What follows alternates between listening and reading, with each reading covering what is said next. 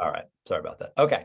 Again, please, folks, if we could hold off on using the chat right now for comment. I think the task group itself needs to talk. So I understand why people are doing that, but just kind of hang tight on the chat for a moment. Chase, go ahead.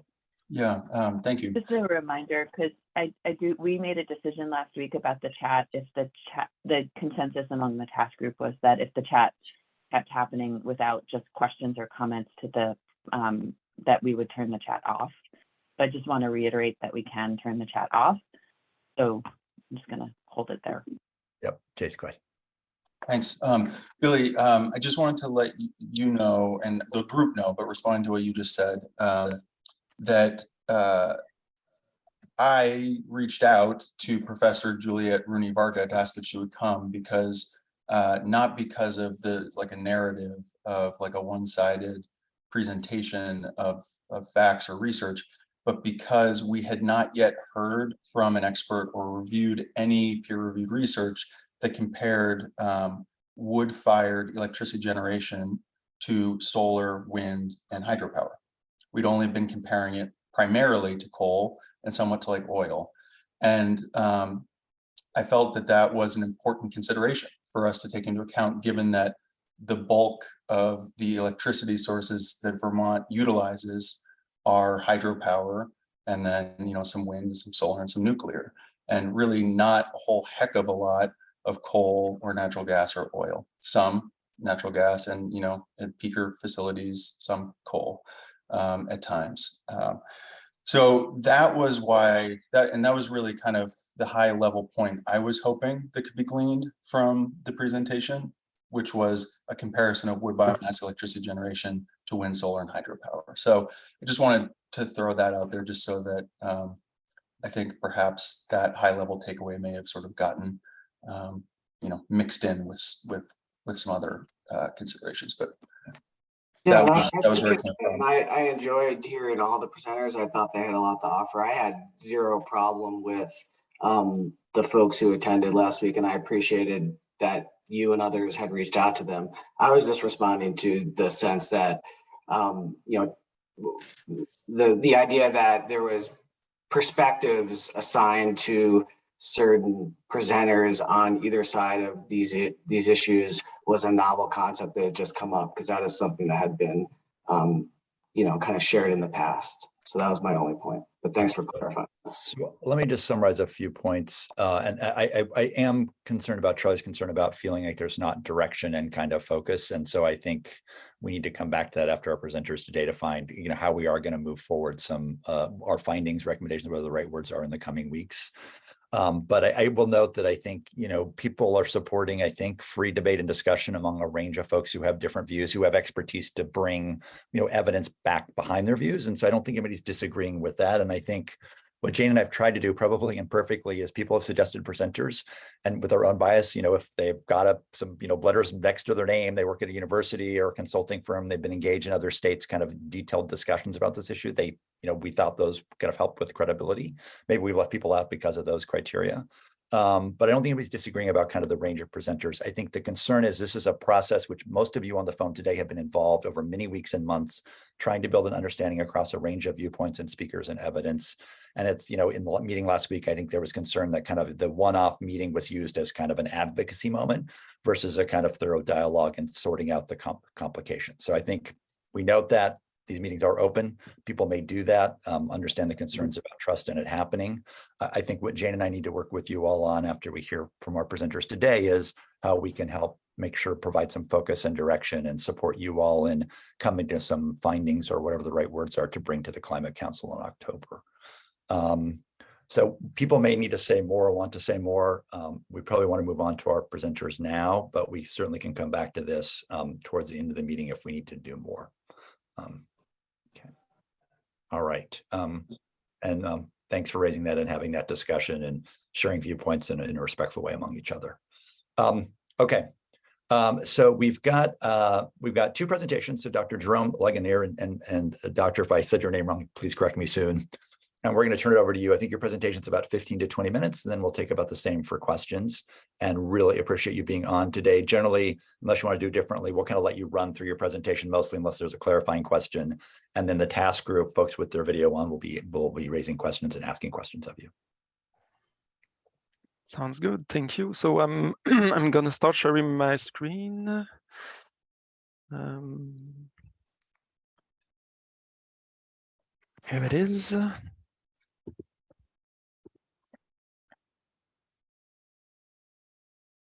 So do you see it? Looks good. Okay, thank you. Okay, so thanks very much for having me today. I'm glad to present you some of my work on forest biomass and its climate effect. I'm gonna start with a general introduction on forest bioenergy and the concept of carbon depth, followed by results from my recent publications on the topic. So substitution of fossil energy by forest bioenergy has a great potential for greenhouse gas mitigation, since biomass is a renewable energy when forests are sustainably managed, of course. And for many jurisdictions, biomass plays a key role in climate action plans. However, there has been a lot of confusion in the past and still today about the carbon neutrality of this form of energy. The IPCC recognizes that forest bioenergy is not automatically carbon neutral. That is, carbon neutrality evolves over time, with a few exceptions, changing forestry practices to harvest and use more wood. That is, additional forest biomass for energy or any other forest products will generate a reduction in forest carbon, and therefore an increase in greenhouse gas release to the atmosphere, which is responsible for the so-called carbon depth. This reduction in stock will eventually be balanced by post-harvest vegetation growth if living biomass is used as a feedstock for bioenergy, or by the decomposition of dead wood that would have occurred if the residues had been left on the cut block, if dead wood is used as a feedstock. So the time to compensate for this reduction in forest carbon stocks, this carbon depth is called parity time, carbon depth repayment time, carbon payback parity time, time to greenhouse gas benefits. So some use this term interchangeably, while some consider them slightly different. But for the sake of simplicity here, I'll try to use time to greenhouse gas benefits throughout this presentation. So like I said, there's still confusion about the carbon neutrality of forest biomass. Two reasons for this. First, because biomass is a renewable energy. We can infer that their CO2 released during biomass combustion is captured back by the forest, so it is carbon neutral. But this process may take a few years to many decades, depending on where you are, the climate condition, the growing condition of the forest. And second, emission from biomass burning, also known as the biogenic emissions, is reported in the land sector and treated as zero emission in the energy sector, where fossil fuel combustion is reported to avoid double counting. So this led to the false impression that biomass burning doesn't emit CO2. So the carbon depth and time to reimburse it varies greatly from nil to more than 1 millennium, and depends on multiple factors, such as the biomass source, the type of feedstocks, whether we use mill residues, harvest residues, or other byproducts of forestry operations, whether we use salvage trees, which are dead trees from natural disturbances, whole living trees, or construction and demolition wood. So the type of feedstock used will have an effect on the carbon depth and the time to reimburse it. There's also the application, whether we produce heat, electricity, combined heat and power, biofuels, will have an impact. The mode of transportation and distances from the forest to the final user. You can imagine if we move the biomass many thousand kilometers, this will emit more CO2 to the atmosphere than when we use the biomass locally. The type of fossil fuel substituted, also the system efficiency, the climate, forest dynamics, forest management, all these factors will affect the greenhouse gas balance of a scenario. So in order to make the most accurate assessment, it is important to do an analysis that takes into account all parameters from supply chain to the forest dynamics, including the fossil and the biogenic emissions, and compare it to a reference scenario, a baseline, also known as a counterfactual, a business as usual case. So we've developed a model, the Bioenergy Ghg model, that allows such analyses. It is a landscape scale model that follows the evolution of several stands each year and uses a life cycle assessment approach. It takes into account fossil and biogenic emissions, not only from the supply chain in use, but also from the variation in forest carbon stocks for both the studied bioenergy system and the fossil reference system. The supply chain and use section are quite similar in both systems, from collection, processing, transport combustions, while the consideration of forest stock changes and accounting are different whether you use primary living biomass or dead wood as feedstock for bioenergy. But I won't go into these details today unless you have a specific question on this later. So to illustrate the results generated by the model, we commonly use a three-phase graph like this one, in which there's a first phase of carbon depth in black, where emissions from the bioenergy system is higher than emissions from the fossil reference. A yellow phase of uncertainty, where it is unclear if benefits have started or not, and a green phase of benefits, where we have benefits for all options. So how do we calculate uncertainty here? We simply consider a worst and a best case option for each scenario, with a multitude of other options lying in between those two extreme cases, I would say. And the parameters we varied for uncertainty include biomass processing, transportation distances, calorific value of biomass, growing conditions, and much more. Now we will have a look at the kind of results that can be obtained from the model with some studies that have been published in the last years. This paper has been published in 2017 and introduced the first version of the model. In this study, we assessed the GHG mitigation potential and timing for different generic biomass scenarios that use different biomass sources. So salvage trees here, which are trees from natural disturbances, harvest residues normally decaying in the cutting area in the reference scenario, and harvest residues normally piled and burned to reduce fire hazard. So to substitute different fossil fuels, so coal here, oil and natural gas for two applications, heat and electricity only. So quickly, what we see is that when we use harvest residues normally burnt in the cutting area, we have immediate benefits. So a green bar right away, no depth. When we use harvest residue that decompose in the cutting area, we have fast benefit when we substitute coal and fuel oil in heat application. And when we use salvaged wood, the benefits are achieved in the medium to very long term. So, and I believe this group is more interested by this portion of the graph. That is natural gas replacement for electricity. So why there's no benefit in the century for residues normally decaying Here, this seems a bit uncommon for residual biomass. Here, it is mainly caused by the low efficiency of the biomass boiler used in this study, 26%. So this is on the low end. This is the Canadian average of the boilers currently operating. In comparison to an efficiency of 45% for the natural gas boiler. So there's a big difference between the efficiency of the two systems.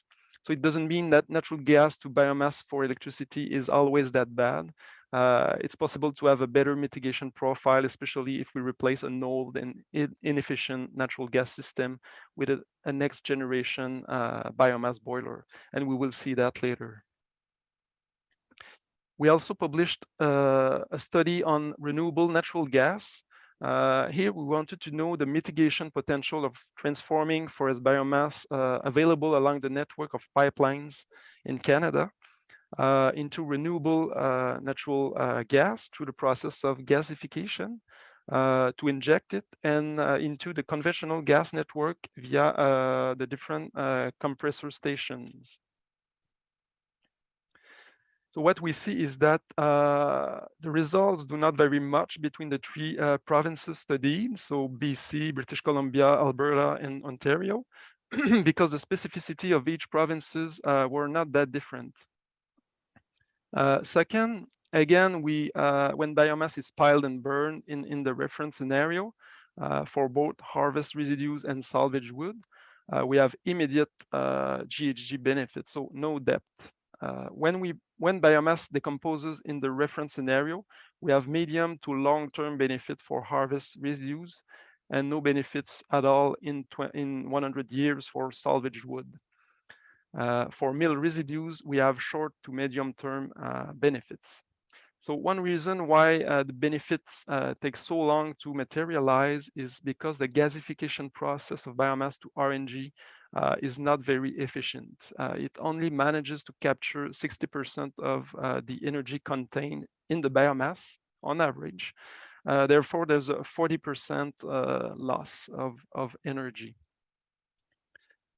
However, the mitigation potential of this biomass to RNG strategy was estimated to at 52 to 78 megaton of CO2 per year over a century, which is not bad. So the studies presented so far were quite generic, hypothetical. We now look at the more concrete, realistic cases like this real case study where we calculated two different supplies for a district heating system in a remote community in the Northwest Territories in the Canadian Arctic. The biomass was either pellets imported from Yukon or Alberta, which implied several hundred kilometers of transport. Or second, willow biomass growing locally in the community. Surprisingly, both supplies can generate greenhouse gas benefits quite quickly, several scenarios under 20 years, relative to the use of diesel, despite the incredible transportation distance from 1,000 to 3,000 kilometers between Alberta and Fort McPherson. So this case study is also a good example of biomass utilization that provides socioeconomic benefits and energy security for the community, as well as climate change mitigation. Dr. Legenier, just a quick question. Was that producing thermal energy from biomass or electricity from biomass? For this example, it was heat only, bioheat only. Okay, thank you. Yeah. But I would think that if it was CHP, well, it's quite an efficient system, so that we would get similar results. Sure. Thanks. Here we have an example with CHPs. So another case study where we looked at the mitigation potential for replacing coal and natural gas in the production of heat and electricity at the 5 CHP facilities of the province of Nova Scotia in Eastern Canada. So I won't go into the details here, but the general conclusion of the study is that the local use of biomass can generate benefits in the short term, but it is important to minimize or avoid the use of primary biomass, which is whole trees harvested solely for bioenergy, which appears to be still a common practice in Nova Scotia. Although the use of primary biomass for bioenergy is highly uncommon because it's not the best economical use of wood. Usually we make timber and panels first, and then we make paper, bioenergy, and other stuff. So it's possible in some jurisdiction like this one, but it's quite rare in general. Now the last case study, now in collaboration with the Federation of Forest Co-ops in Quebec, we did the mitigation analysis of 4 forest co-ops supplying residual biomass for local heating projects. Each co-op had 1 to several potential clients with their own project specifications.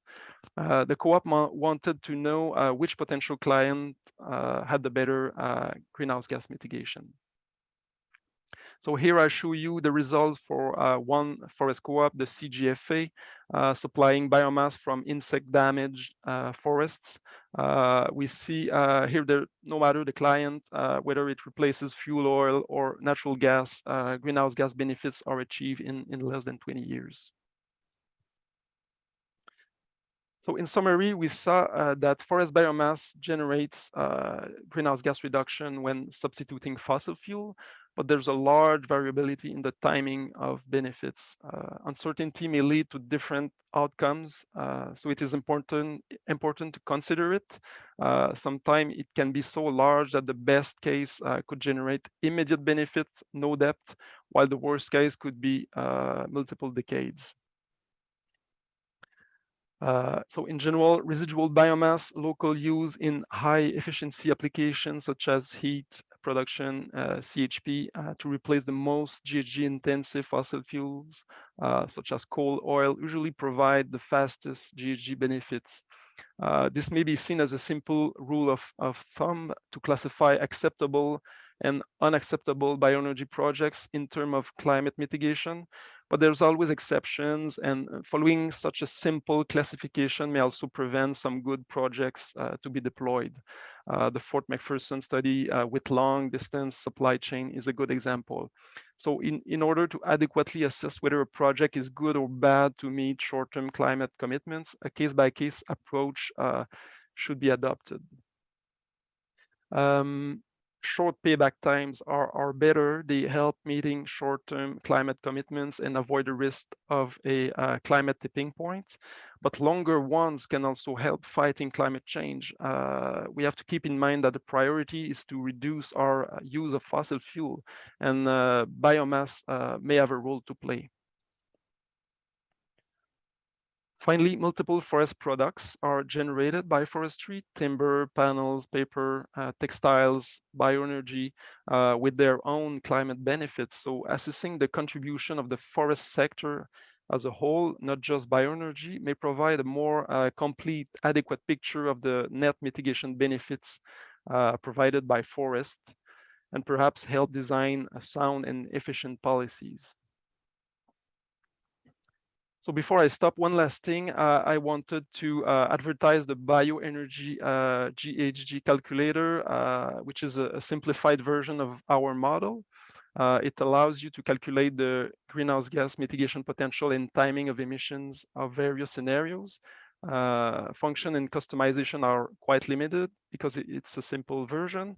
So it doesn't replace a rigorous LCA study, but it gives a quick overview of the performance of a given scenario versus another one.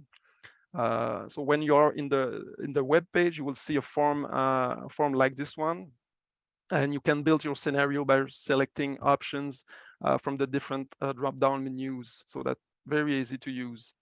And this is how you can visualize your results. On the left, a graph of the greenhouse gas balance for the scenario you designed. And on the right, a table of the net GHG balance by 10 years increments, and the three-phase graph that you are already familiar with. I hope so. And this is the first version of the calculator. A second version is expected to come out soon. So stay tuned. And Dr. Leggeneer, do you mind putting that link in that previous slide just in chat so people can click right on it? Is that doable? Yeah. Yeah, that one there. That'd be great. Thank you. All right. Thank you so much. I wanted to see if the task group has questions. So let's kind of go to questions for Dr. Leggeneer. Adam.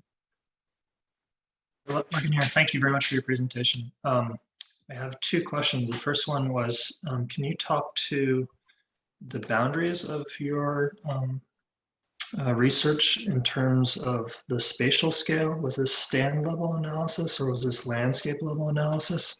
Knowing that that has a big impact on the debt and dividend parity time frame. And then the second question is, your research seemed to conclude that there is a strong emphasis on utilization of slash or residuals. Can you speak to kind of the pros and cons of managing for carbon and utilizing that in long-term site productivity, and how top and then wood is a vital for long-term site productivity in terms of nutrient and carbon? Yeah, and just that trade-off between optimizing for carbon versus long-term ecological site productivity health issues. Yeah, thank you for your question. The first question about whether it's a landscape or a stand scale model. It is a landscape scale model, so we follow.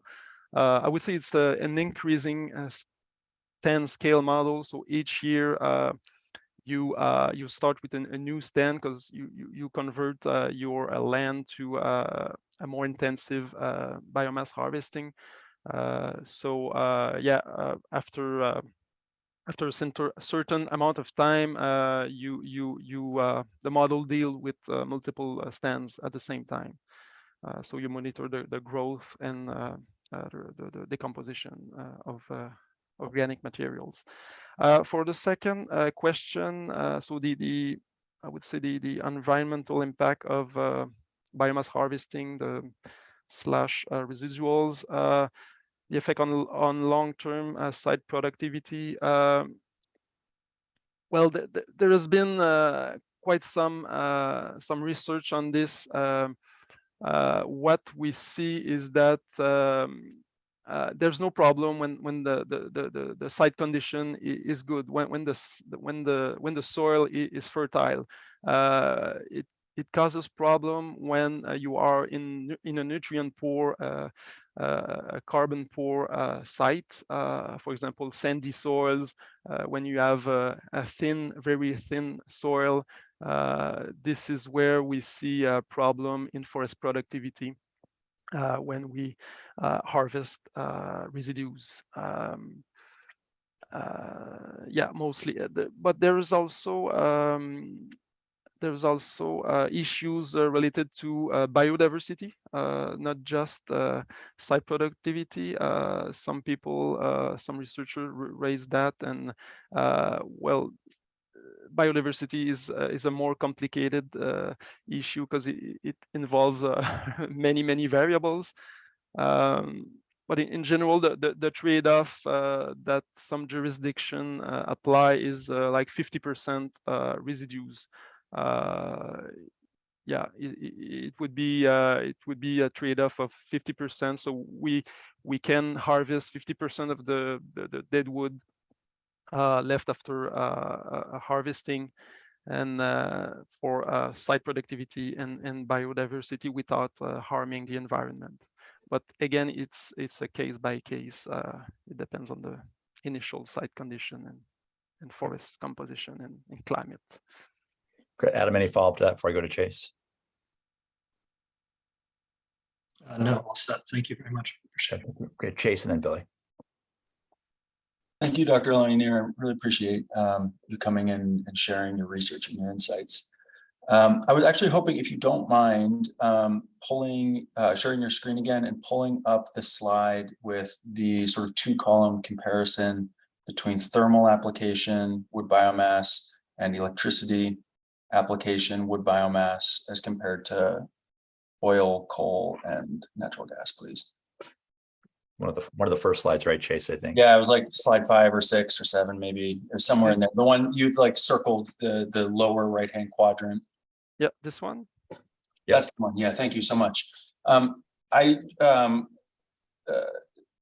To provide a little context, in Vermont, we have 2 biomass electricity generation facilities that are used for production of electricity. Vermont gets an awful lot of its other electricity from hydropower, some from wind, from some solar, some from nuclear, and some from the ISO New England residual mix. I think according to the most recent data in the Comprehensive Energy Plan, it was like between 2 or 3% came from the ISO mix, which is a little bit more than 50% natural gas. So like in the range of like 1.5-ish somewhere percent, perhaps natural gas. I don't have the exact numbers going off the Comprehensive Energy Plan. I know Liz probably has far more specific numbers, but that's what was made publicly available. And so I just wanted to hone in on that lower right-hand quadrant, since there has been some discussion. I think Adam, in an email last week, you raised the comparison between wood biomass, electricity generation, and natural gas, and sort of a hypothetical scenario in which, as I understood it, the biomass facilities in Vermont were to like close tomorrow, rather than sort of ramping down as other clean sources ramped up. And in that scenario, as I understood it, you indicated that you thought that natural gas would replace the electricity generated from McNeil and Reigate. And so a primary reason that I was hoping that you could come and speak with us today, Dr. Langenier, is just to provide some insight in the comparison between biomass, wood biomass electricity generation, and natural gas electricity generation from a greenhouse gas emission perspective. And so down here in this quadrant, it looks to me, and I'm hoping you can just speak to this and sort of flesh it out for all of us so that we really understand it. It looks like when you're sort of assessing the feedstock that's used for wood biomass electricity generation, if we're salvaging trees, or if we're using harvest residues, tree crowns or limbs to create wood biomass electricity generation, then that wood biomass electricity generation, as I understand it, at an efficiency rate of like 26%, which I believe is within the range of what Vermont's electricity generation efficiency is, perhaps even a bit higher. I've seen several numbers that indicate it would be higher. Then there is no carbon benefit. And that carbon benefit only arises if those residues would otherwise just be burned sort of on site. That's how I understand it, but I'm just hoping that you could speak to that, flesh it out, help us understand. Yeah, thank you for the question. Very, very good question. Well, it also depends on what you consider your reference scenario. What is your baseline? Is it all along the biomass facility has been operating? Maybe the carbon depth is already passed. So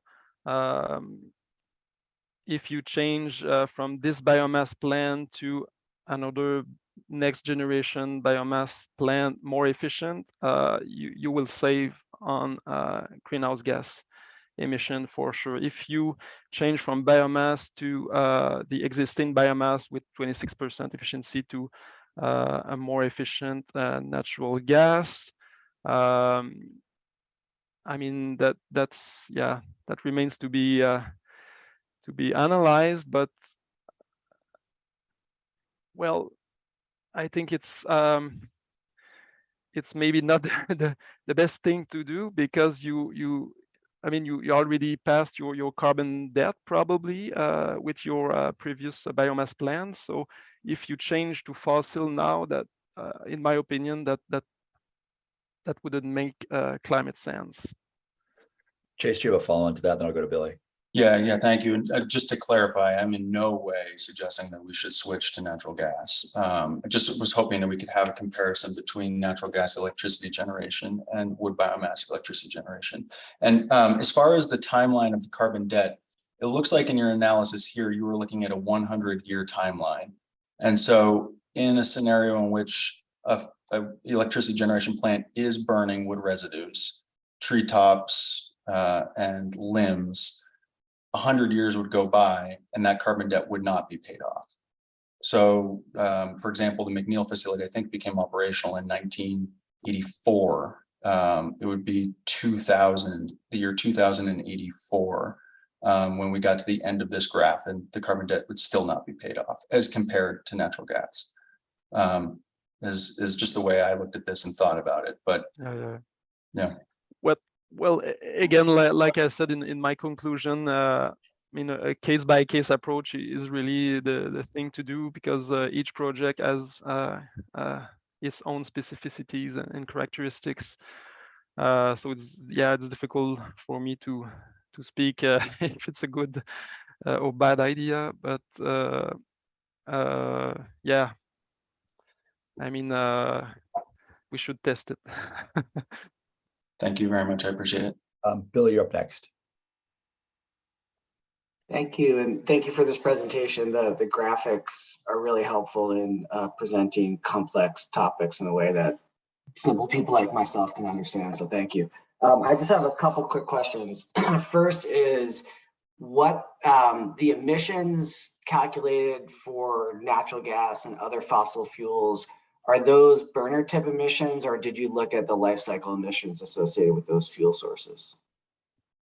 Yeah, those emissions were taken from IPCC standard values. So they are emission factors. This is also true for biomass combustion. Well, coal and biomass combustion is like over 100 kilogram of CO2 per gigajoule. Coal is something like 95 kilogram of CO2 per gigajoule. Down to natural gas, it's around 50 kilogram of CO2 per gigajoule of energy produced. Great. So these data are from the IPCC, but there's a large range. This is only an average. There's in the IPCC data, there's a large range of emission factor to get to this average value. So again, if we know we're more precise, accurate on a particular emission factor for a country or a jurisdiction, it's better to use that emission factor. Thank you. And then my second question, looking at your case studies. Well, let me back up. We've heard from some experts from the University of Vermont and elsewhere that for Vermont's wood products market, we have a high percentage of kind of pulp and fuel utilization from our forests, and that we have a relatively small amount of saw log and veneer products, and that pulp and fuel wood market is a pretty significant component to help support the entire system. And just curious, in the case studies that you looked at, whether that proportionality was the same or whether there was a higher percentage of revenue or production in kind of the higher end products, saw logs, veneer, etc. Does that make sense? Yeah, that makes sense. Well, unfortunately, I'm not really into this kind of scientific questions, but I have colleagues that do that, and it's highly variable, even within a province here, a region. It could be you can have 40% of saw log out of this forest. The rest in pulp and paper, and in other jurisdiction, probably like you, it's mostly pulp and paper quality logs. So, but in this case, in these analysis, the forest products other than bioenergy were not considered. We tried to isolate really the climate impact of bioenergy. So these products and their substitution effect, their climate effect, are not taken into account in these studies. We could do it if we think that that the increased use of bioenergy would change that allocation, the forest product allocation. So that's something we could do with the second version of the model. Most of the results I presented were made with the first version of the model, which were more constrained. But that's something we are working on to be to represent better the forest sector as a whole. Great, Billy. Thank you. It's very helpful. Let me just check. I wanted to get to the public, and we have another presenter, but I think Jonathan, I think you're not a task group member. I just want to check. Is that correct? Okay, good. So I'll call on you after Judy, and we'll go to the public. So Judy, go ahead. Sorry about that. Judy, over to you. I have, thank you for your presentation. That was very good. I have a question. Several of the presenters we have has talked about natural gas being renewable. We've not really talked a lot about natural gas, but my understanding is that it comes from dumps. So are you saying if we don't reduce, the only way we can keep natural gas renewable is to always have dumps? Yeah, well, you have, I would say you have two types of natural gas. You have conventional from fossil origin, just like coal, oil. This is the highest fraction of what we consume is from fossil. When you have renewable natural gas, you can have either natural gas from biological origin, such as from dumps. So it's from decomposition of organic matter, production of methane, and you can also use forest biomass and with the process of like I showed, gasification, or there are also different thermochemical processes where you can produce natural gas from biological origin. So it's possible from different sources, but the most abundant source is from I would say dumps and agricultural biomass as well, like residual biomass that are digested, and they produce microbes produce methane, and we capture that and use it. But it's not a major component of the natural gas we consume. So natural right now. gas can be considered a fossil fuel? Yes, yeah, just like coal or oil.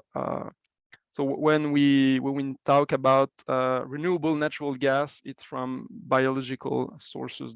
This one is renewable, but it's a small fraction of what we produce. Thank you. Great. All right, let's take some questions from the public. And I know another presenter is here, so why don't we take maybe up to 2 to 3, and then we'll try to move on to the next. But I think, Jonathan, you're up, and then Laura next. Thanks. I just had a pretty narrow question to make sure I'm understanding this correctly. All of these payback periods here, this is for wood that's harvested in a specific year. So what we're looking at, if we harvested wood in 2022, this would show us when this year's carbon debt was changed to a positive. Is that correct? Yeah, exactly. Yeah, we could do the analysis also with real years. Let's say if we start in 2022, it will give us the different time frames, the real years. But for the sake of applying these results to different years, we use this time dimension like this. Great, thanks. Laura, you're up next. Yes, hi, good morning. Thank you very much for that presentation.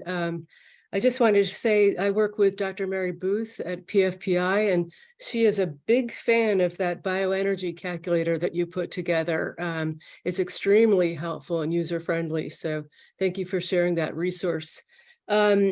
Just a comment and a question. The comment has to do with the carbon debt. We're not talking about, the debt like a mortgage on a house where you when you purchase a house, you take out a loan and you pay that back over 30 years.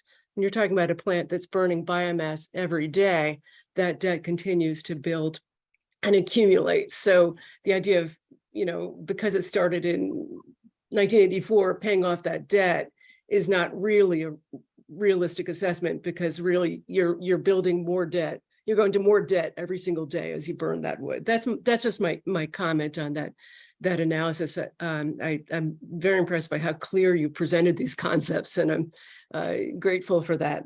My question, and this is a question I've always had, is when one calculates net emissions from biomass energy, why is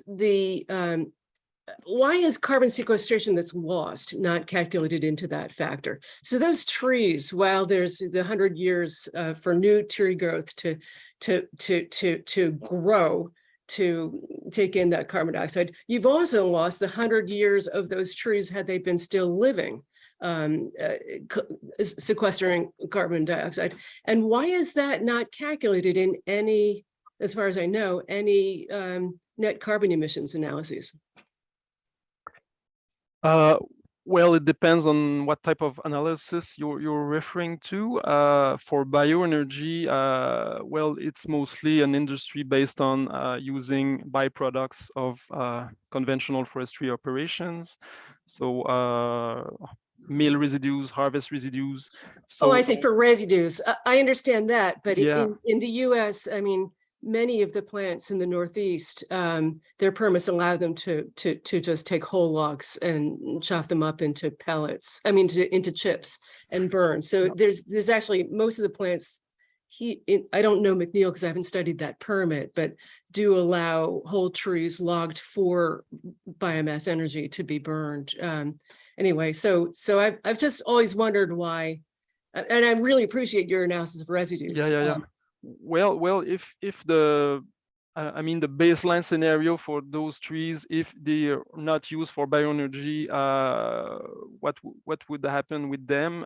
This is usually considered in those kinds of analyses. Mm-hmm. If they continue to grow, well, we should take into account that additional carbon sequestration. Right. But we also need to take into account that well, that land may be converted to another use, could be changed to a golf course, or I don't know, it depends on where you are located. Okay. But and what is the most likely counterfactual scenario. Mm-hmm. But yeah, a rigorous analysis must take that into account, and the most likely counterfactual scenario. If there is more than one, it has to be explicitly stated and analyzed, in my opinion. Do you know of any analyses that have been done of that? I'll cede my time to other people, but I'm just curious if you're familiar with any research like that. For the Southeast USA, I think there's plenty of analysis. Some are contradicting others, but yeah, I'm not too familiar with the literature. No, I meant more the Northeast, in this area. Well, thank you very much. I appreciate that answer. Thanks. So I'm aware of time. So Judy, do you have a final point before we just jump to our next presenter, or was that a residual hand? Great. It was a residual hand. Speaking of residual, thanks, Judy, so much. Okay, Dr. Laganier, thank you so much. We really appreciate it. If it's okay, Jane will post your presentation on our website afterwards for people to be able to look at. And thanks so much for the presentation. Really appreciate it. Yeah, my pleasure. Thanks for having me. And you're welcome to stand if you like. Totally up to you. And we're going to move on to some public health questions around public health burden of energy. So Dr. Jonathan Bonacore, if I said your name right, please bear with me. We welcome you and want to introduce yourself, say a few words about yourself, and then we'll have you present and take some questions from the group. Great, thanks. Yeah, so as you said, I'm Dr. Jonathan Bonacore. I'm now assistant professor at Boston University School of Public Health. I was at Harvard for approximately a million years before that. And most of my research focuses on health impacts of energy use and health benefits of different climate change mitigation strategies. So I'm going to present to you today about some work that I did about 2 years ago, that came out last year. Which screen? You're probably seeing my like presenter view, right? Yep, now we can see your presenter view. It looks good. Nope, you want the full screen.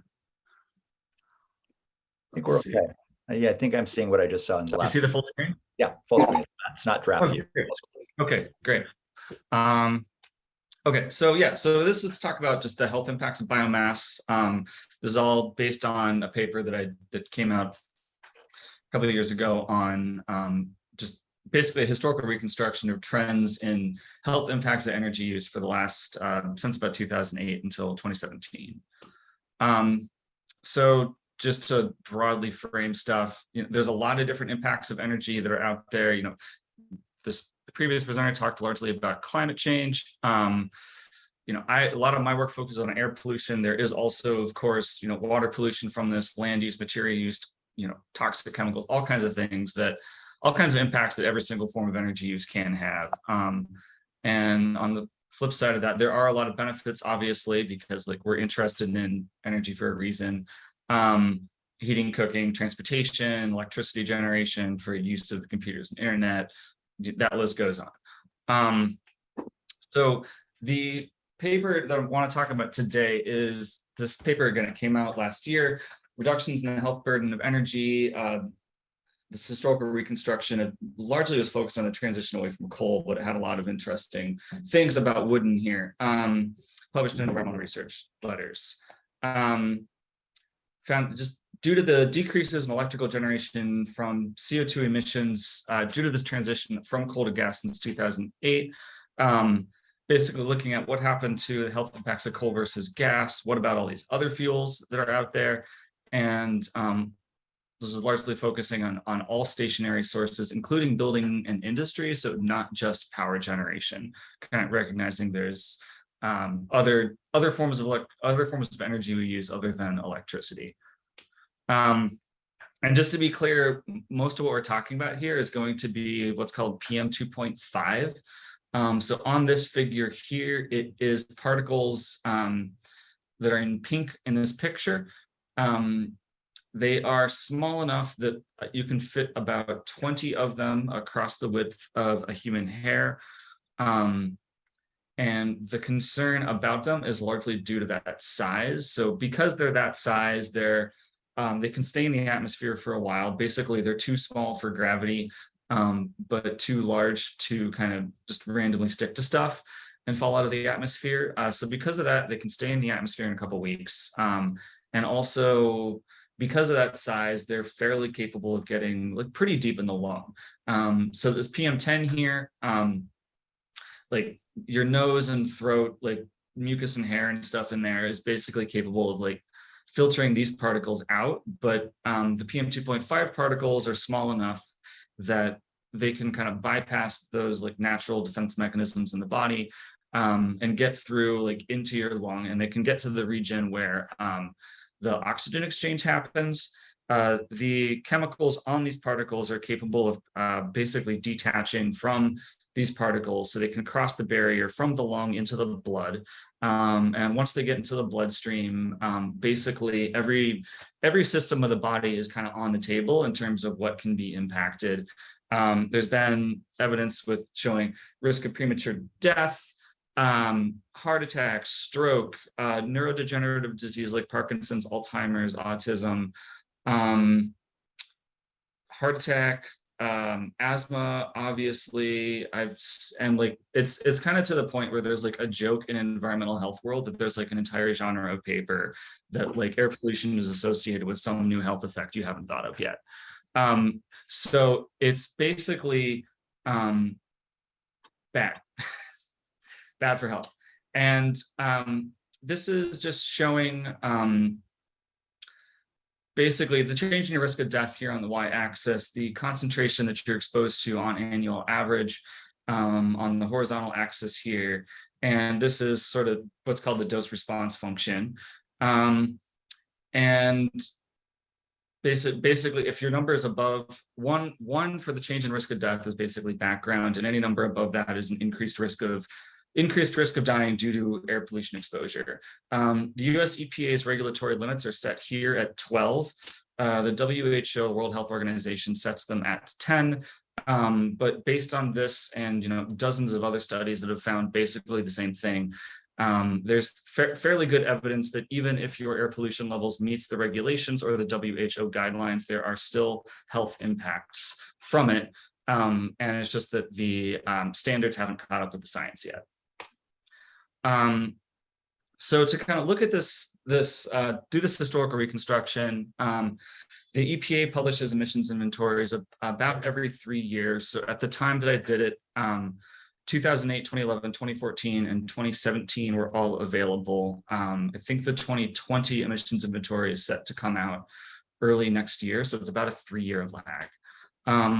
To figure out the health impacts, we use what's called reduced complexity models. So rather than running like a fancy meteorological model that does 200 pages of chemistry on like a 12-kilometer grid, we borrowed some work from people that already did that a lot for every single source region in the US, lower 48 US, and use that to figure out the different health impacts of emissions from the suite of different sources, different energy consumption types and different fuel types. And then from that, we sorted out the public health impacts by the different fuels where they originated, the different source types, different pollutants that originate from combustion, and different years. And we also did this intercomparison between the different reduced complexity models because, as the name implies, the transport of air pollution is complex. These models reduce that complexity, and they make different assumptions about how to simplify things, so you can get different results with different models. So moving on to how the results and how the health impacts have actually changed in the last decade.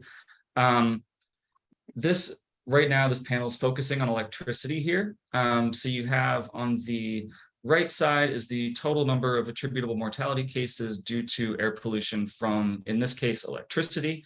And then the dollar value of those health impacts in $1 billion on that vertical axis on the left side. And the way these are valued is using EPA's standard method. It's called value statistical life, that basically says each death ends up being worth about, adjusting for inflation, we're getting close to 11 million at this point.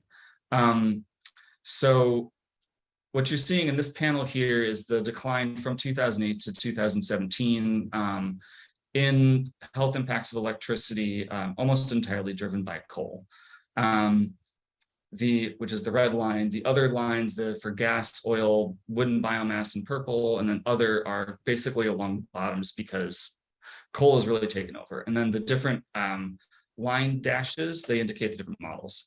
So that's one of these panels, and now I'm going to show you the results from the other. Oh, sorry, we're doing this first.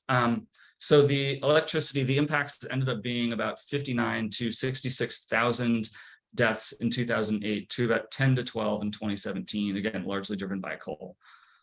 So looking at the other sources now, it's like a much messier and kind of more unclear picture.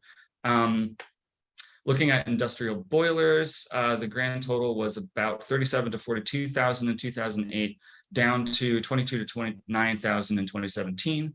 And at the start of this period, this was largely driven by coal. At the end of this period, this is largely driven by impacts from biomass. Commercial buildings, less of a decrease there. It was about 4,200 to 5,900 in 2008, down to about 2,000 to 3,500 in 2017. This was largely due to, started out as oil, most sources decreased. There's a little bit of a substitution between oil to biomass. And looking at residential buildings, oil has come out of that, but all other fuel sources sort of stayed relatively flat with a little bit of a decrease in the health impacts due to biomass used for residential heating, home heating, essentially. The grand total there was about 22 to 29,000, down to about 15 to 20,000 in 2017. So looking across kind of the mix of fuels and pollutants, this is probably a little bit less interesting here. Sorry, I just broke my slides because I hit the wrong button. This is looking at commercial buildings again. Can see in 2017 now it's largely driven by wood and biomass and largely driven by direct PM 2.5 emissions as compared to the different precursors. And this is again for the rest of the sources. So again, nationwide, coal is still the dominant driver of health impacts from electricity. For industrial boilers, it is now biomass is first, followed by gas and coal. And then for residential buildings, wood is the biggest driver of health impacts there again, with gas being number 2 and the others being fairly small in comparison. But yeah, and that's just talking about model agreement, which we're probably not interested in here. There's a lot of variation across the US, with wood and biomass being the most impactful fuel in total for about half the states. It varies a little bit depending on which model you look at, but it's generally like the coastal states and like the upper Great Lakes have most of their health impacts driven by biomass, and then some of the West Coast and kind of Pacific Northwest states also driven by biomass. And the states in kind of the lower Midwest and the Ohio River Valley, those impacts largely driven by either coal or gas, depending on which state and which model you're paying attention to. This is broken down a little bit more by source type. So electricity, coal is dominant. Residential buildings, again, in nearly all of the states, wood is the most impactful fuel. Industrial boilers and commercial buildings are both kind of a mix of fuels, depending on, again, which state and which model you're looking at. So looking at Vermont specifically a little bit, biomass is the most impactful fuel here for each of the sectors: electricity, commercial buildings, industrial boilers, and residential buildings. And across sectors, like each sector kind of has its own leading fuel. So these last couple of bits, I pulled out the results from this paper that are very specific to Vermont. I did this yesterday, so it's not going to be quite as pretty. But the biggest impact here is, by and large, the impact of use of wood for residential heating. Your second biggest impact is from oil, and there's very little health impact from gas, coal, or other fuel use in the state. And this is just kind of redoing the graph to kind of let each panel have its own vertical axis so we can actually see what's going on in the other sectors. So again, residential buildings, highest health impact, industrial boilers, really small in comparison, commercial buildings is second, electricity is last, and I'd kind of translate to be something like one mortality case every 2 to 5 years due to air pollution from electricity, from biomass. And there's a tiny amount of gas use here that still, even on this graph, isn't showing up. So I guess just to go through like a couple of the limitations of using this kind of model, we're only looking at PM 2.5. There's a whole bunch of other pollutants out there you might be worried about, and you might also be worried about indoor exposures. Those aren't captured here. This is exclusively looking at PM 2.5 that is out in the atmosphere. It doesn't tell us where the impacts are occurring. So the model here, it tells you the total impacts of emissions from a source. All air pollution travels. So some of the impacts from Vermont could be carrying into Maine. Some of it may be happening in Massachusetts, but this particular model doesn't tell you where those impacts are occurring. Don't tell you anything about environmental justice or equity. Again, that's because you can't know where the impacts are occurring. And there is a little bit of an issue here with this comparison, because as science has improved, we have gotten a better understanding of the emissions from these different sources. So some of this change in time could be due to changes in emissions factors rather than changes in the actual impact of the fuels.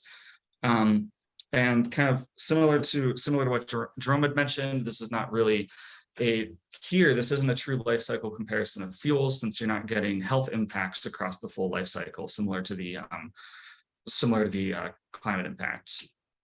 So I guess main conclusions here is that biomass and wood, they're not health neutral fuels, even if they are greenhouse gas neutral.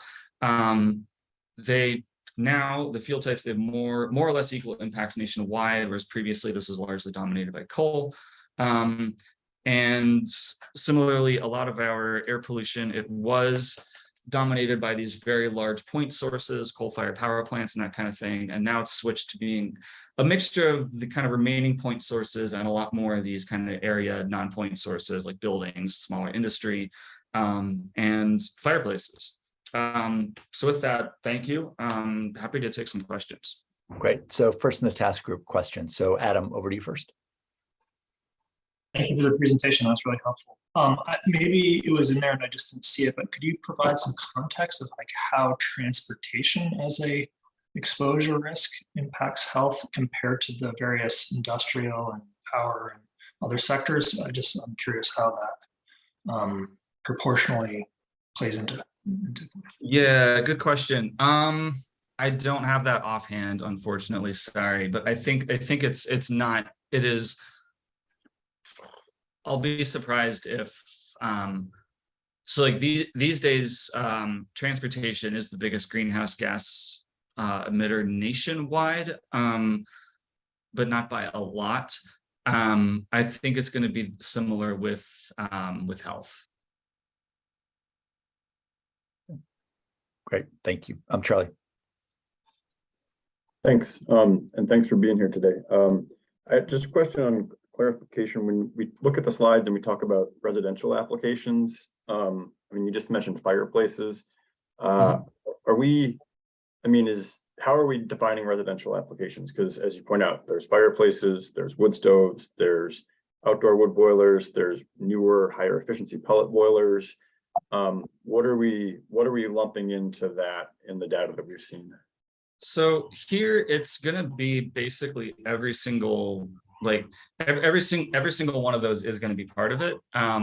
This was all based on the emissions inventory that the EPA puts together. So like whatever mix they think is out there as far as wood stoves versus fireplaces versus outdoor burning versus pellets and whatever they think how good people are about like drying their wood before they burn it. Like those are the assumptions that are kind of baked in here. Okay, and those the EPA assumptions, are those, and sorry if I missed this, are they state, regional, national? How are we? So each state, yeah, you didn't miss it.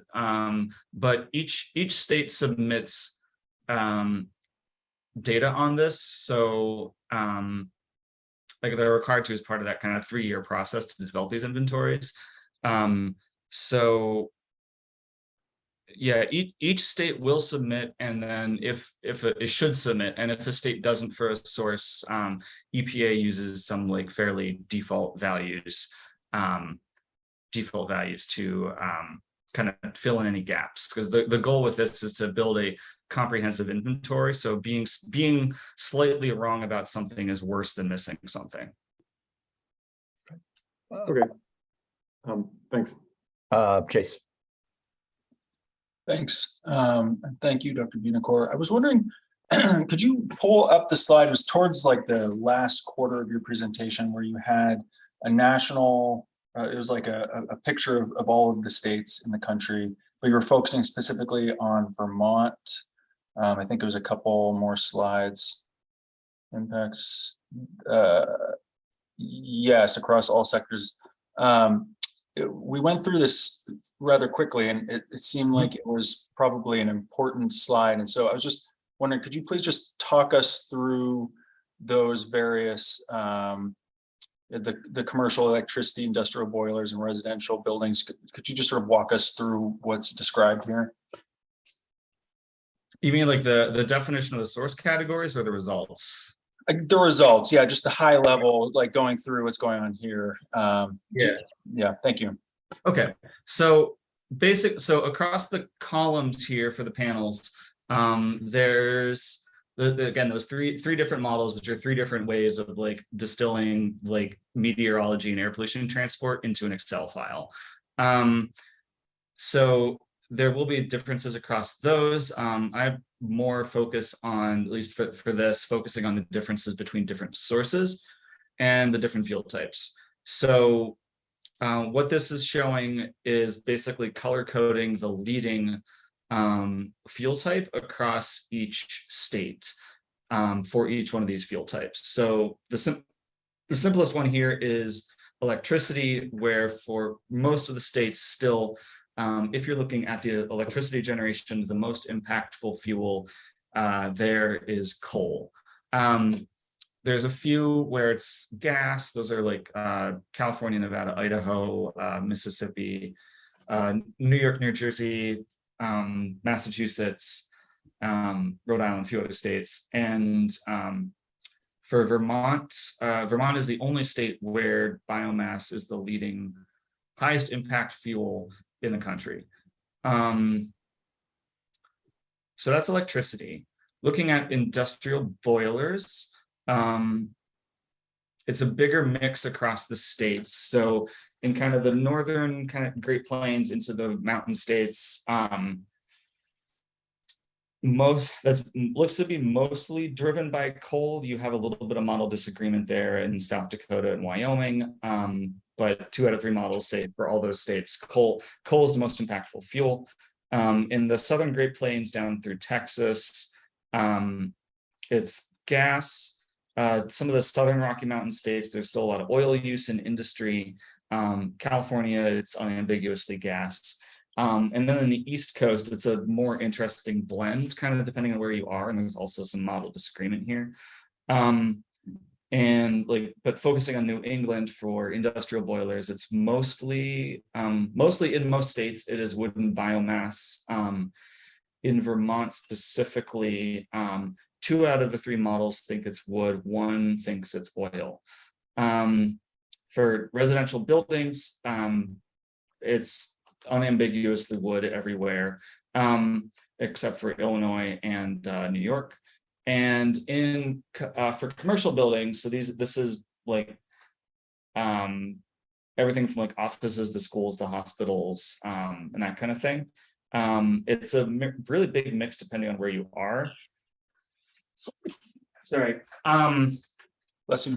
A lot of it is gas, and kind of in the Northeast, though, there's a mix of biomass and oil being first, kind of depending on where you are.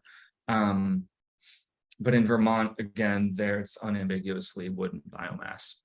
So just to make sure I'm understanding, there are 3 different models that were used here. So like the same health or emissions data was input into each of those 3 models. You ran those 3 models and the results are presented here. Yep. And in those results, for each of those models in the electricity sector, it found that for Vermont, the energy source creating the most fine particulate matter was wood biomass. And the same for commercial buildings and residential buildings. With the industrial boilers, 2 of the models found that most air pollution was from wood biomass, and 1 found that in Vermont, the most was from oil. But by and large, there is general agreement between the 3 different models based on that data, is more or less what this is saying. That's more or less correct. The only thing that I'd correct is that there's some elements of transport of pollution in here as well. So it's not necessarily the case that they produced more PM. It's just that there was more health impact. So like a facility like outside of Burlington is going to have a lot more impact than one that's, sorry, my Vermont geography is very bad, but something like right on the border with Canada, for example. So like emissions matter, but location also matters, because if you emit a bunch of pollution where nobody lives, then there's no health impact. Gotcha. Thank you very much for that explanation. That was really helpful. Let me go to Adam, Billy, and Charlie, and then we might see if there's a few public comments. And we just want to kind of close by 10:15 just so we can get to planning. So Adam, you're up next. Yeah, so I think this is kind of following along the same lines of understanding the modeling and the inputs. So is this based on facility, like boiler reported data to EPA on what's emitted, or is it also utilizing ambient measurement of PM and to determine the actual exposure risk, or is it purely based on output without regard to proximity to populations? So it's the way that these models work is that they're yeah, so there's the facility emissions. So that's a mixture of like if you're big enough, like EPA only makes like the biggest facilities report or directly measure the emissions coming from the facility. For other ones, they use what's called emissions factors. So it's like the amount of energy that goes in multiplied by something to give you the amount of pollution that comes out. And then so once the pollution enters the atmosphere, that's where these reduced complexity models come in to figure out where it's going to go and who's going to be impacted. Those by themselves, so in their development, they were calibrated to, in their development, they were calibrated to air pollution monitoring out there. So like they in their development, like they would run these models, see how well they compare to monitors, inputting like all of the sources that exist. And then for me, I just took them as is and used them, and also did this intercomparison to see how well they agreed. And I guess one thing that I did note here with part of the intercomparison is that they agreed the most with coal, largely because of the sulfur, largely the air pollution due to sulfur emissions. The PM 2.5, the way that it performed here in terms of the agreement was like kind of in the middle. So you can kind of see it here, like an indicator of that, where the easier model gives 200 deaths due to the impacts from residential buildings, and the other models give closer to 50. That's an example of the disagreement between the models.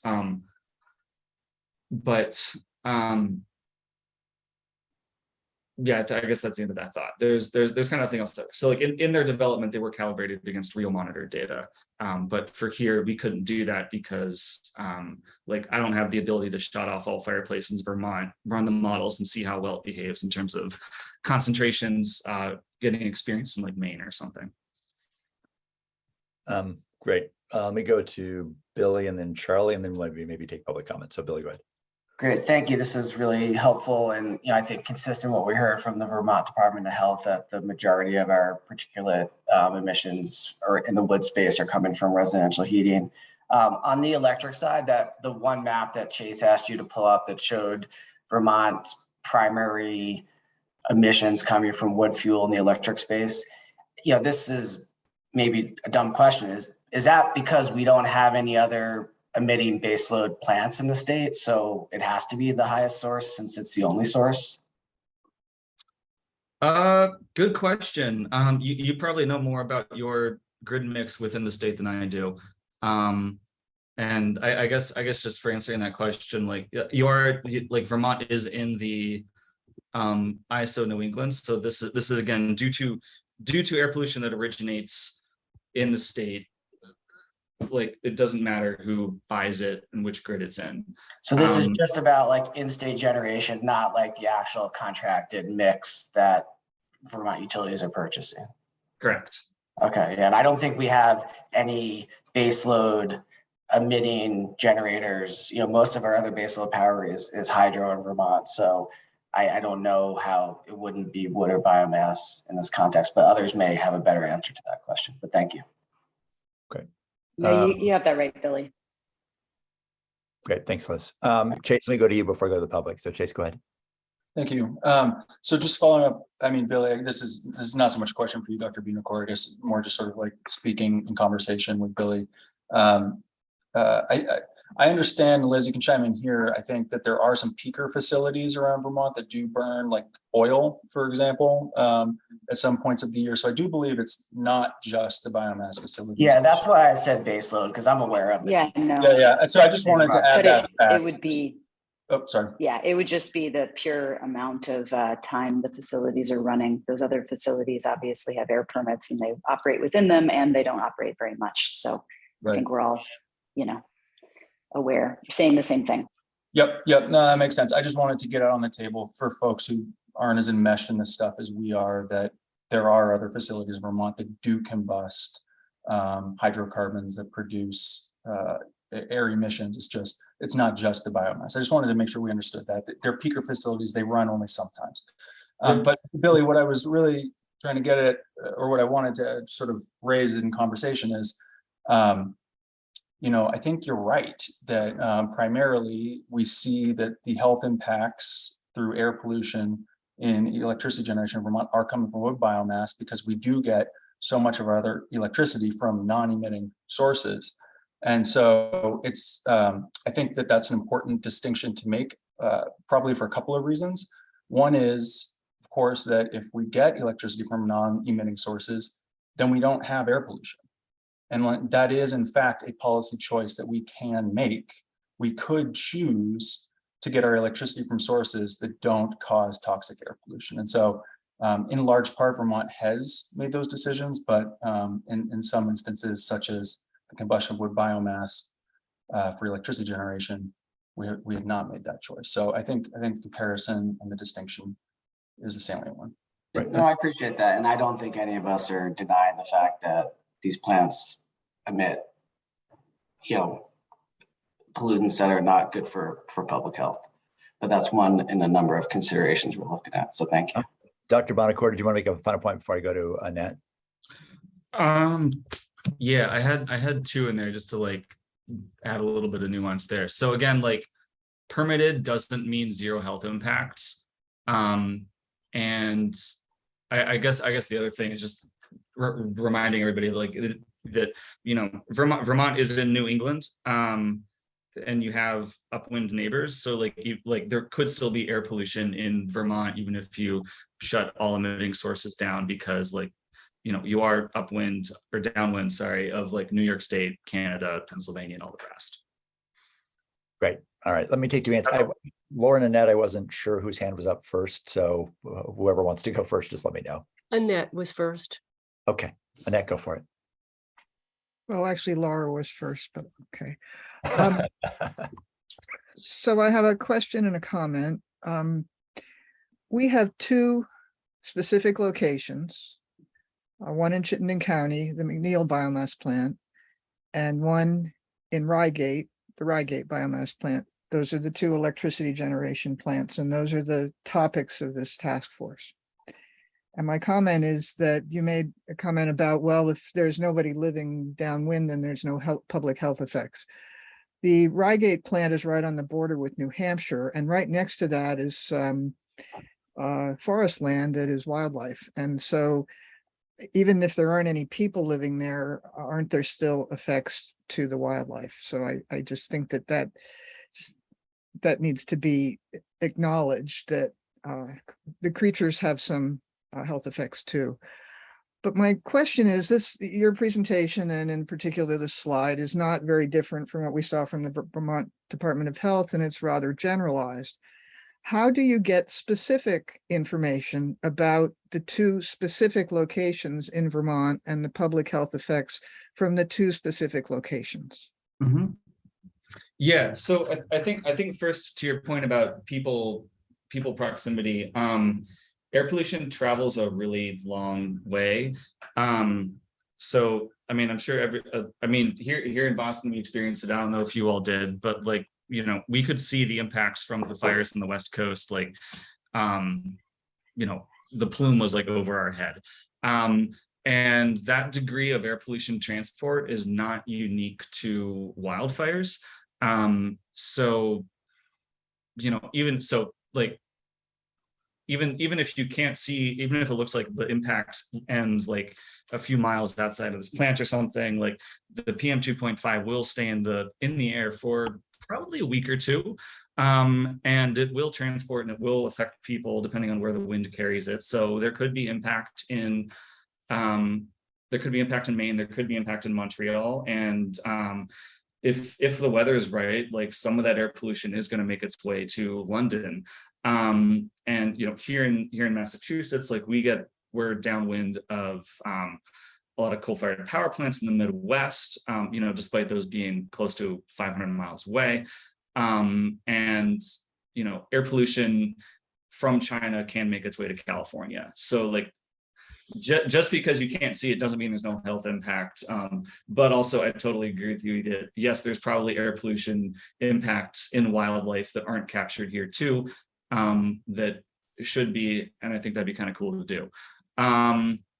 Your question about the specific health impacts, the models have the capability of doing that. These models do in like really coarse detail. We have the capability of doing it in like super fine detail, down to like census tract levels based on the different air pollution models that are out there.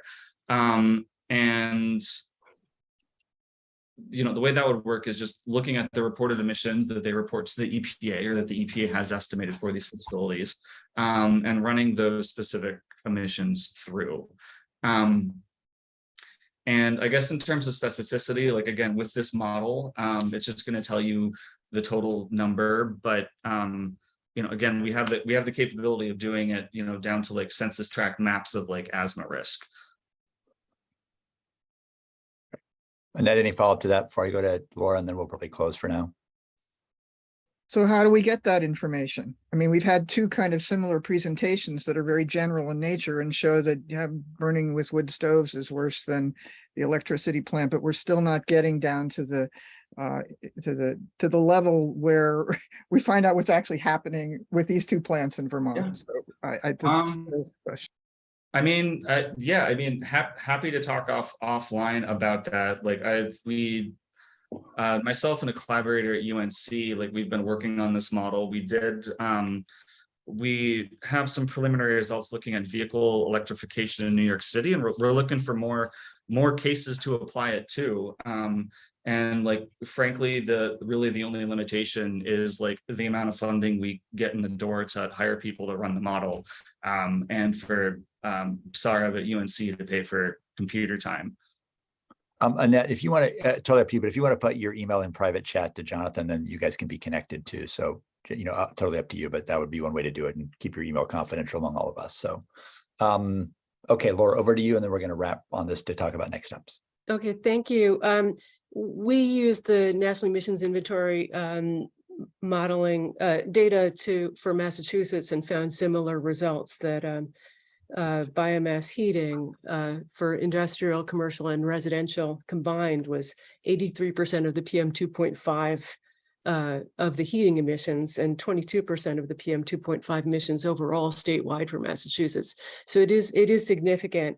But building off of Annette's question, you know, I was really struck by a case in France. This is anecdotal, of a community that was facing terrible air quality issues after their local coal plant converted to burning biomass. And it wasn't just PM 2.5, it was also dust, vehicle emissions and so forth. And it's just surprising because you don't think of, you know, people waking up to air pollution after a coal plant changes. And you talked about modeling, but what specific types of local monitoring, air pollution monitoring, would be most effective? And maybe this is a longer conversation as well, to identify local cumulative impacts from these facilities, plus all the surrounding land uses. Yeah, good question. So there's like the EPA regulatory monitors like are kind of the gold standard in terms of this. I think for biomass, you don't need to do anything fancy chemically, just because the main impact is driven by PM 2.5. So that's easy to capture with like fancy mechanical filters. So that said, again, because you know Vermont is in New England and there's other people and other sources and other states and countries around, the real trick here is kind of teasing out what impacts are due to that biomass facility specifically versus what's due to air pollution from coal-fired power plants in the Midwest, air pollution from compressor stations driving natural gas in Pennsylvania, and air pollution like crossing the border from Canada from the remaining coal-fired power plants there, and transportation and whatever else. Part of that is done, you can do that in part by sort of monitoring both the like fairly high resolution in terms of time. The PM 2.5 levels capturing the meteorology, sorry, doing what's called a back trajectory analysis to basically see, like, you know, on my monitoring results on, you know, Thursday, November 17th were this. On that day, the wind came from these places with these sources. You know, one of which may or may not have been the biomass plant in question, and just collecting large amounts of data, doing a lot of meteorology and doing a lot of statistics to sort of tease out the effect of the biomass plant from cars, coal in Canada, natural gas in, you know, Pennsylvania, and like everything else that's possibly influencing your air. The other piece of evidence you can kind of add to this to kind of trace to that biomass plant specifically would be by doing chemical analysis on the air pollution you get on the filter. I don't know the answer to this offhand, but I know that there are certain trace metals and trace chemicals you can use to kind of figure out whether it's like a diesel dominated source versus wood versus coal versus other things. And, you know, once you figure out like sort of the chemical fingerprint, so to speak, of the biomass plant, you can use that to identify the impacts from the biomass plant. But that said, I would be skeptical of any results that just use the chemical analysis, because you'd have to be able to separate the biomass plant from fireplaces, wood stoves, and all the rest. And you're trying to figure out wood smoke from a different wood smoke, which is hard. Right. Judy, final word on this, and we're going to wrap because we have to do a little bit of planning as we close. And thank you so much, Dr. Bonnecourt. I have several questions. All your charts have been based on 2.5, but you did show that WHO was 10 and EPA was 12. The two biomass plants we're talking about are permitted for 10 PM. Should that be lowered? Oh, sorry, Zoom is misbehaving, so I can't go back to the chart. Here we go. Yeah, so sorry, I probably was just moving too fast on that. So PM 2.5, it refers to the particle size. PM 2.5 and PM 10 is just the larger particle. So these levels are set based on concentration of those particles, not the size. So you said the facility is permitted for PM 10 emissions? Correct. Okay, so that's not on here, unfortunately. But I mean, yeah. one thing, Judy, to clarify is, I think I'm trying to remember in the conversation whether or not they were really regulated for 2.5 or not. So we just need to get that clarified, because I'm not clear either. Well, that was specifically asked, and they said they were permitted for 10. Oh. Okay. And the other question I have is, where should the monitor be? The monitor to figure out the impacts of a plant, if you're going to do that. Yes.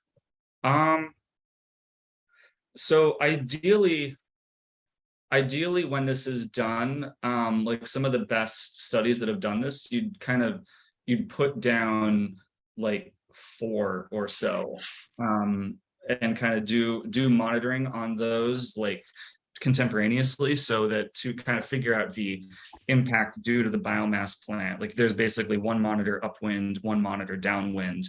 And you know, once you figure out which is which based on the wind direction from that day, you can take the difference between the two. You know, so if like the upwind monitor says you're at like 8 micrograms per cubic meter, and like the downwind monitor says you're at like 9.2, you know, you can say on that day it looks like the impact was like 1.2 micrograms per cubic meter PM 2.5. And my last question is about nitrous oxide. The levels of emission coming from there is also high. Could you explain the health hazards for that? Nitrous oxide N2O or nitrogen dioxide NO2? Oh, Jesus. NO. NO. whatever Just- that is. Okay.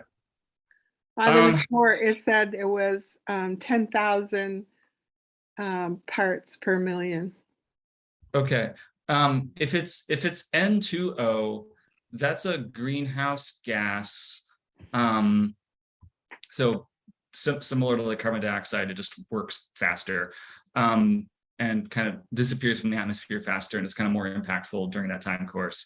And if it's NO2, that's different. That's a more standard air pollution. So there's mortality risk there, asthma, heart attack. I think those are the three that's been found associated with so far.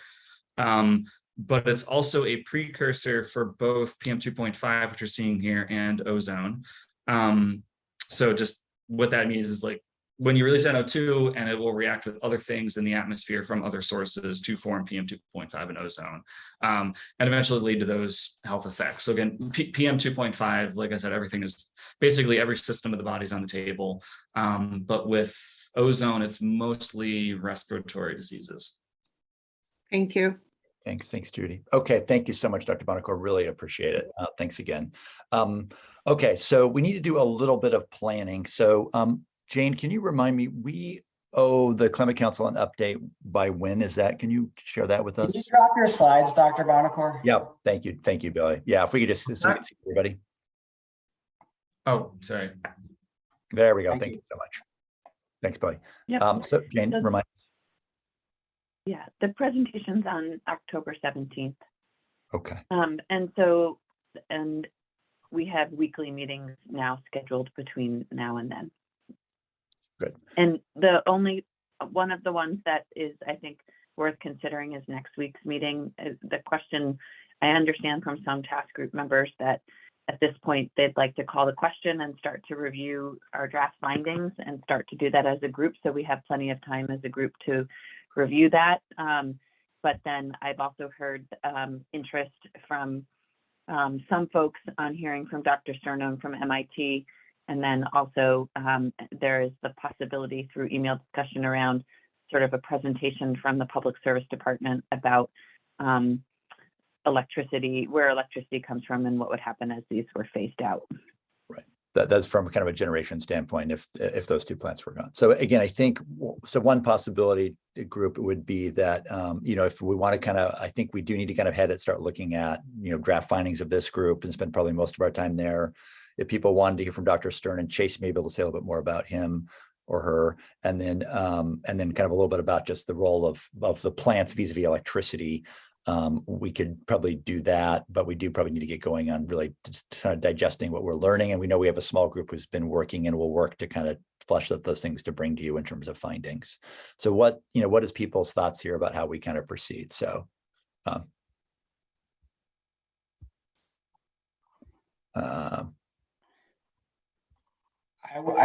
can add, I may not be able to participate next week. I have a conflict. I'm going to try to join this meeting for at least the first hour, but may not be able to. So just putting that out there. And then second, I guess we're moving away from kind of the presenter-based meetings, but I think if we are going to continue to hear from presenters, we really need to build in time for the members of the task group to actually discuss and process what we're hearing. Almost every meeting we run right up to time, and it just gets lost, right? So I would put that request in the future. Yeah. Other thoughts at this point about how we proceed? Well, I've also mentioned that there have been several organizations or committees, wherever you want to call them, that have been following us since the beginning. And I would like to have time for them to do presentations because we give them 5 or 10 minutes at the end, and it's a quick question or comment for a speaker. And they seem to have a lot to add, and I'd like to hear from them. Other thoughts about kind of how we proceed?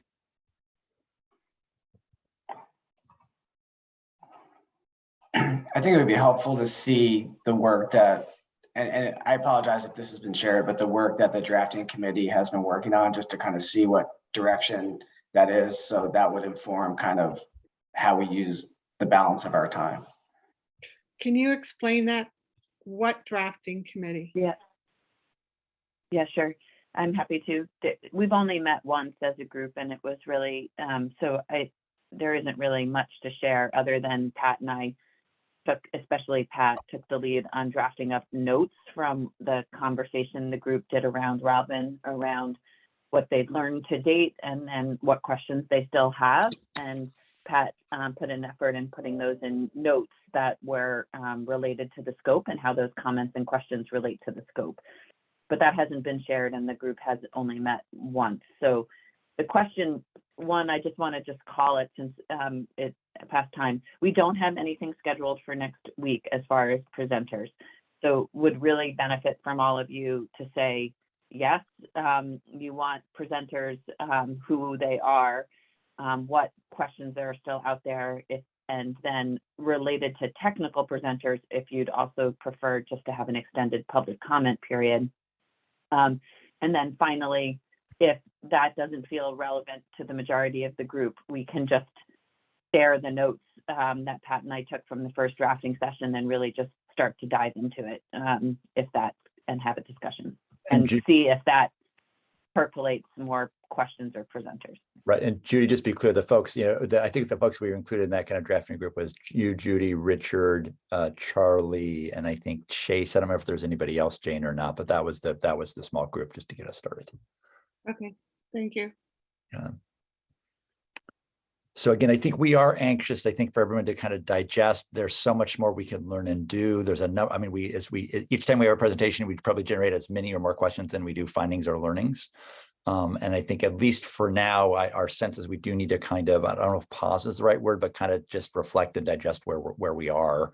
And that doesn't mean that part of what we can't report out to the Climate Council is a whole number of questions that haven't been answered, right? For sure. So Chase, can you just say a little bit about Dr. Stern and what that they might be able to cover? To the best of my ability, Dr. Sturman is at MIT. I think his position is primarily based in the Sloan School of Management. I have read a bunch of his research. He's well regarded in the biomass field, and I believe somebody else recommended hearing from Dr. Sturman. I'm just aware of his research. I've reviewed it. I've read it. I don't personally know Dr. Sturman. Jane, do you recall who initially recommended that we hear from Dr. Sturman? Actually don't. I think it's come up a number of times in different ways, though. You're right, Chase. Okay. So yeah, and Judy's maybe suggesting it was Cheryl Joy from the public.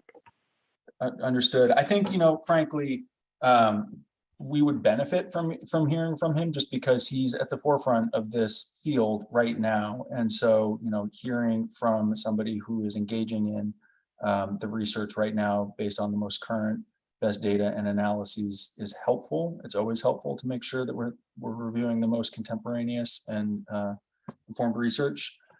But that's sort of my view on it. I'm very happy to hear from other people. I mean, one thing we could, part of it would be people's availability, but one thing we could try to do is try to start getting in front of the full group, some draft findings, whatever, to mull over and digest, to put in front of the Climate Council. And again, we don't have to have agreement on all that. We can reflect a range of views back to the Climate Council, by the way. And then at the same time, maybe kind of capture some of these final two pieces potentially, depending on availability. Jane, any other thoughts on this for the moment?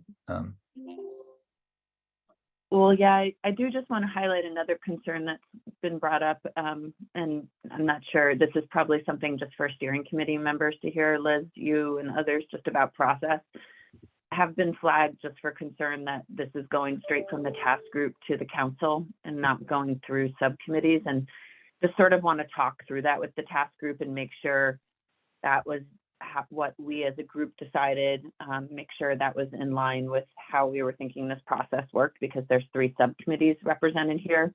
So I don't want to be steering that in a direction that doesn't feel appropriate and isn't agreed upon by the task group. Liz, anything you wanted to raise there?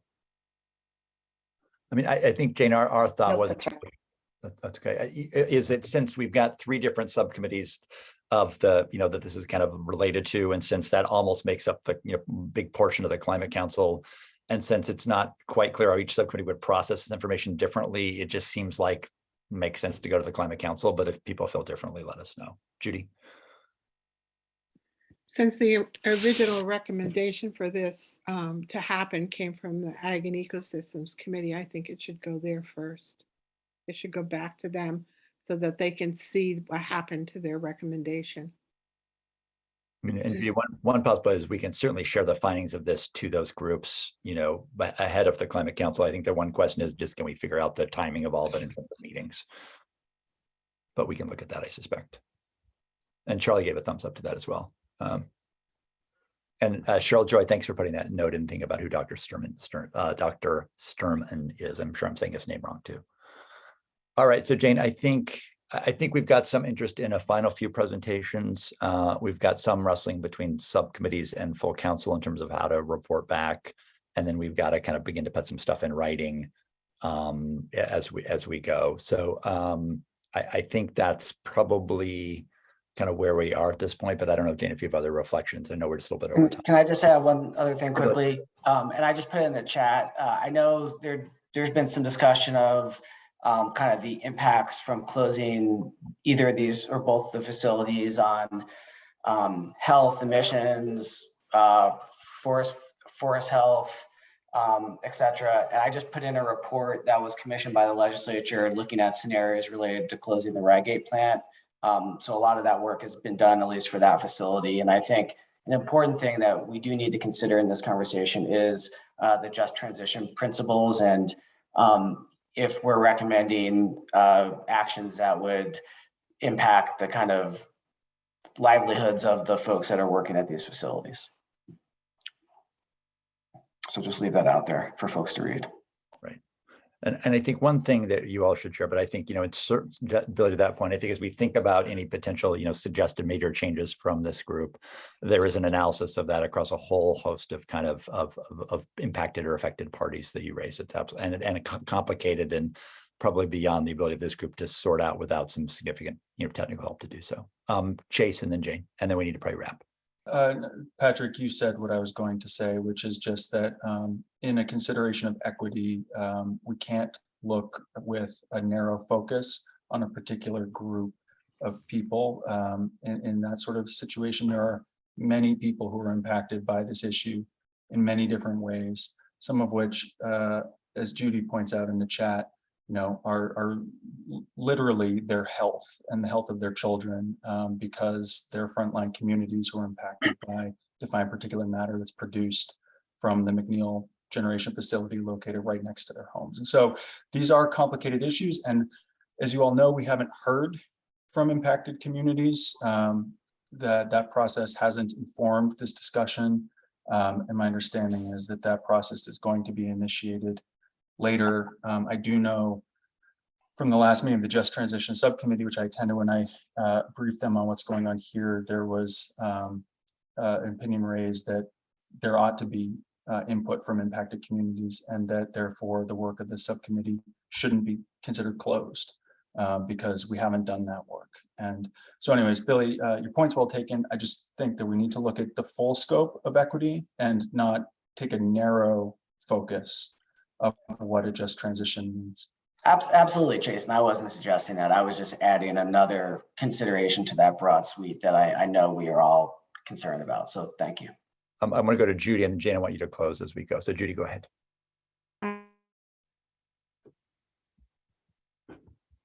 Judy, you're on mute all of a sudden. I've been working with the two schools that live within the McNeil range. I've been working with the students to educate them about the history of that land, the history of the people who have lived there. And we have a couple of scientists, a couple of walks planned. We have a statistician working with us, and the kids are going to develop survey questions. There's 36 to 40 different languages spoken in both of these schools. So they're going to go home and ask their family the answers to the questions they have about health issues. It's going to take us months to do this. It's not going to be something that's done right away. But basically, we're looking at, in order to understand what's happening today, you have to know the past. So they're going to be taught the past, so that they can understand the today and make an informed decision as to what the future should look like. Judy, thanks so much for that. That's really helpful. Jane. Yeah, so I guess I just want to start with addressing Annette's comment in the chat, because I think we've been trying to be clear about this, but there's no push to end the work. There's just a push to report out on the work to date to the council. So those next steps and work and update to the council could include a recommendation from all of you to continue the work in earnest because of the reasons you're discussing right now. So no one's rushing to close the work. I do think it's beholden on us to update the council, who ultimately has to adopt or make these recommendations on progress or places where we still need to learn more. So that's all we're trying to do with the October deadline, and I just want to reiterate that. Pat, you had wrapped up what we were trying to do next week, and I hadn't really heard that from everybody, so I just want to be explicitly clear. It feels like there's a lot of discussion here, and the benefit that I would recommend, but I want to ask all of you, is that we don't have any presenters next week, and we take a look at those notes from the drafting group in public forum and start to ask where we need more information and where strategic presentations and discussion make sense to drive the update to the council. So my sense is let's hold and sort of look at where we're at, and have time for the conversation and discussion that we often don't have.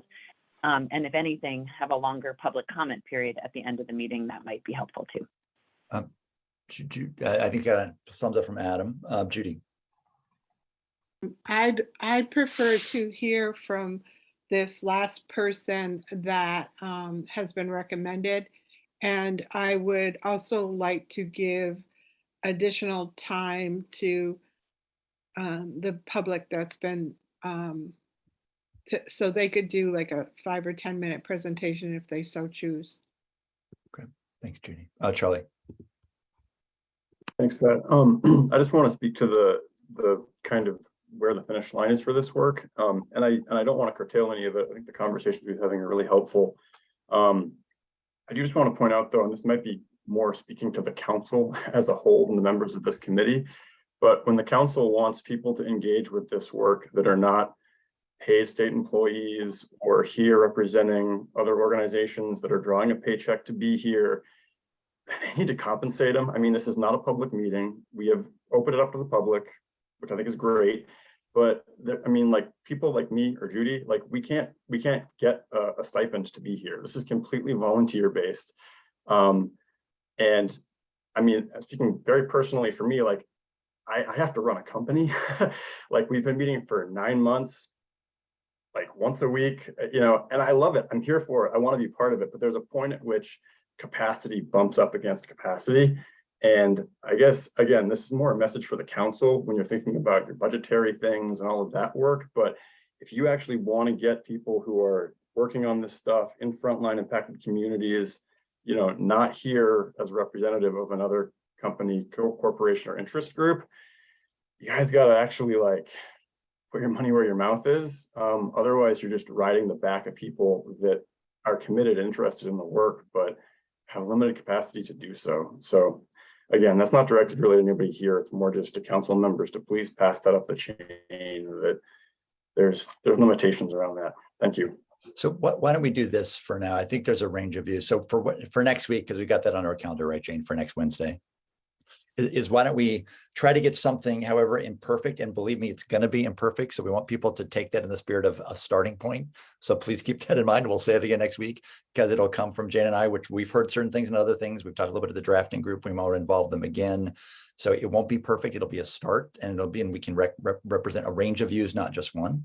And then also maybe give some extended public comment time, as Judy asked, for people to comment. And then at that point, we can digest where we're at next week a little bit together, and then decide if we invite Dr. Stern or anything else we need to do as we begin to kind of head to the, you know, at least the interim deadline of getting some to the Climate Council. So why don't we shoot for that for next week, if that sounds okay to folks? Okay. Thanks. And I just confirmed the latest I can stay with this meeting next week is 9:45. So I'd ask if the rest of you would indulge me. We put that conversation at the front of the agenda so that I can participate. You bet. We can do that. And then what we can do is have an extended public comment time for folks, particularly folks who've been really active and committed to this group for the long haul. So kind of know the context in detail to have a longer chance to kind of share some thoughts or concerns. Okay. Anything else, Jane, before we wrap right now?